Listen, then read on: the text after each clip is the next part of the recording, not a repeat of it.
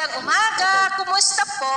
Narito po ulit ang update natin para sa lagay ng ating panahon. Ngayong umaga po ng September 12, 2025. Sa ngayon po ay patuloy pa rin na easterlies ang hangin na umiihip sa silangan ng ating bansa, lalo na sa silangan ng Visayas at Luzon.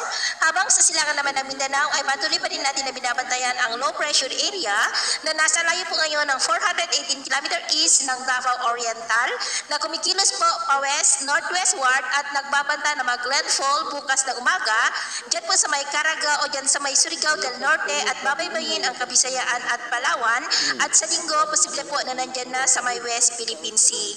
Kung sakali man po nalalakas yan bilang bagyo ay tatawagin po sa local name na Bagyong Mirasol at ito naman ay pinapakita ng forecast model natin ginagamit hanggang sa susunod na 2 linggo ay posible muli ang pamumuo ng mga sama ng panahon sa paligid po ng ating bansa at sa lagay ng ating panahon.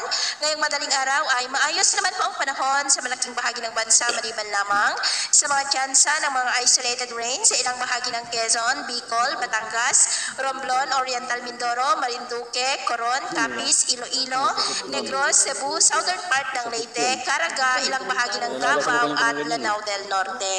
At mamaya po ay sisikat naman ang araw sa malaking bahagi ng bansa pero may tsansa pa rin ng maulap na kalangitan na minsan ay may mga pulo-pulo na mga pag-ulan sa ilang bahagi ng Oriental Mindoro, Coron sa may Palawan, Marinduque, Iloilo, Capiz, Bacolod, Cadiz, Tawi-Tawi, and nearby areas. At mamayang hapon, mas maraming lugar ulit ang makakaranas ng mas maulap na kalangitan with isolated rains.